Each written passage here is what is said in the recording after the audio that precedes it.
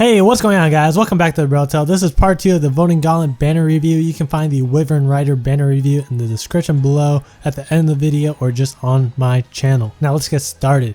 The first Pegasus Rider is Cordelia, Knight Paragon. She is a blue lance flyer, and at max level her stats are 40 HP, 35 attack, 35 speed, 22 defense, and 25 resistance. Cordelia has the best offensive stats among the Pegasus Riders with above average 35 attack and speed. Defensive stats are good enough, they could be worse. Her weapon is Brave Lance Plus. It has 8 might and reduces her speed by 5 while letting Cordelia attack twice when initiating combat. So with Brave Lance Plus, her attack is 43 attack and speed goes down to 30. Even though she has pretty good speed to begin with, having a brave weapon is fine because speed can still be useful defensively. If your Cordelia happens to be plus attack minus speed, then it's even more justified to use Brave Spear Plus, but if you manage to get a plus speed Cordelia, then consider swapping to Silver Lance Plus for that 15 might. She has 2 options for specials, actually 3. Night Sky, Astra, and Gale Force. Night Sky and Astra adds more damage to damage dealt, while Gale Force lets Cordelia take another action after combat.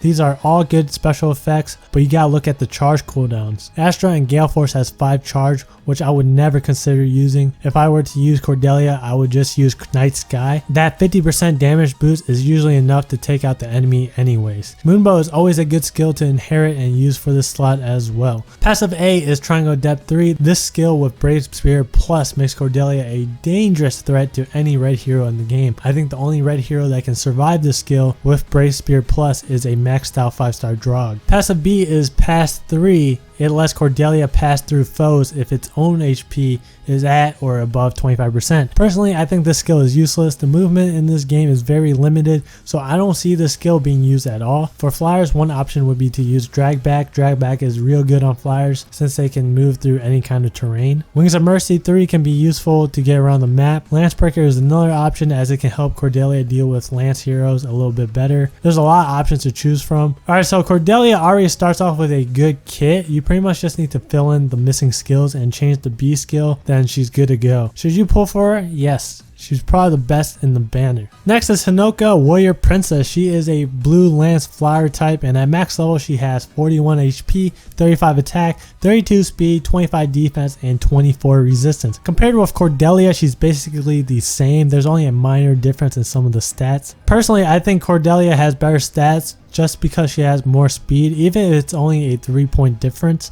41 heroes can double Cordelia's 30 speed, while 129 heroes double Hinoka's 27 speed. Defensively, that 3 speed is so important to have. Her weapon is also Brave Lance Plus, pretty much the same as Cordelia. A plus speed IV gets Hinoka to 35 speed, which means an alternative weapon is Silver Lance Plus. Otherwise, Brave Lance Plus is great. Special is Blazing Wind. It's on a 5 charge cooldown. You guys remember what I said about 5 charge cooldowns, right? Yeah, 5 charge already makes it a bad skill right off the bat. That's really just my opinion. I know some people are cool with 5 charge cooldowns, but it's not for me. I mean, the effect is pretty decent, but the cooldown is just too damn long. Type A passive is Defiant Defense 3. It grants defense plus 7 at the start of a turn if Hinoka's HP is at or below 50%. So this skill is decent, but do you really want this on Hinoka? Probably not. I would much rather have a skill like Defiant Attack 3, which synergizes with her brave weapon. Type C is Hone Flyers. Hone Flyers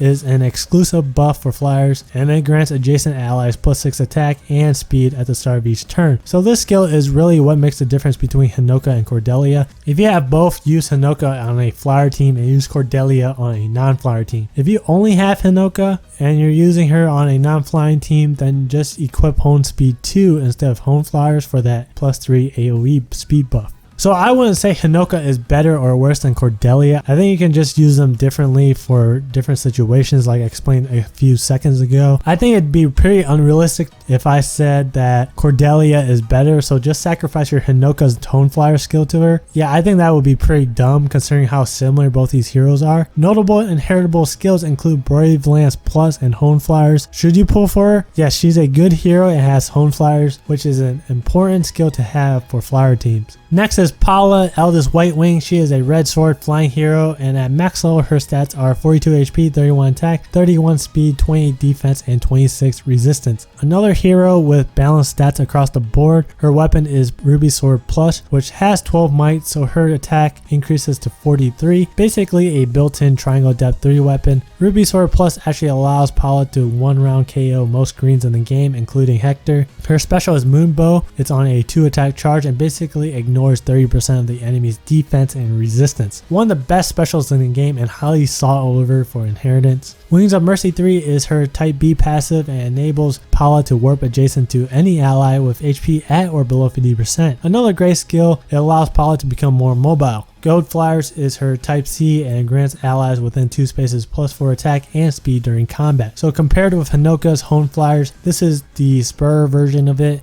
You have to go into combat to activate it, but the upside is that it can hit heroes 2 spaces away instead of just 1. The buff is pretty good, and with Wings of Mercy 3 it makes this skill easier to proc. So Paula is a very general hero, very balanced stats with a great weapon and awesome skills. For an all flying team she would fit in just fine, but for a non-flying team you can find so many other heroes that are a lot better. She has a lot of good skills to pass down for inheritance, but not as a 5-star unit. Ruby Sword Plus is really the only skill because it's 5-star exclusive. Moonbow, Wings of Mercy 3, and Gold Flyers can be passed down as 4-star Paula. Should you pull for her? Yes. 90% of that yes though is for the skills. She is just okay as a hero. Last but not least is everyone's favorite anti-red tank, Tsubaki, Perfect Expert. He is a blue lance flyer, and at max level he has 40 HP, 25 attack, 35 speed, 35 defense, and 22 resistance. Attack and resistance are garbage, but he has high speed and defense. Not really built for killing enemies, but to aggro enemies and stall. Sapphire Lance Plus is his weapon, and it has 12 might. It increases his trash attack to 37. This weapon gives Tsubaki the ability to tank so many red units in the game without taking damage. I mean, Ryuma and Lucina does 0 damage to Tsubaki if he has the Sapphire Lance Plus equipped. It also reduces a lot of damage versus red mages. We are talking about 11 damage reduction from Lilina and 16 from Tharja. Unfortunately, it does allow Julia to 1-round KO Tsubaki. His assist is swap places with an adjacent ally. When you use this skill right, it is so good. An example of how to use this skill is by having a DPS hero attack an enemy. Then you use Tsubaki to swap with your DPS hero to prevent them from getting revenge killed. Passive A grants them 3 resistance, increases it to 25. 25 is a much better looking number. Passive B is Quick Riposte 3. Tsubaki automatically makes a follow-up attack if attacked at 70% or more HP. Since Tsubaki literally takes 0 damage from red sword units, if you face a lot of reds,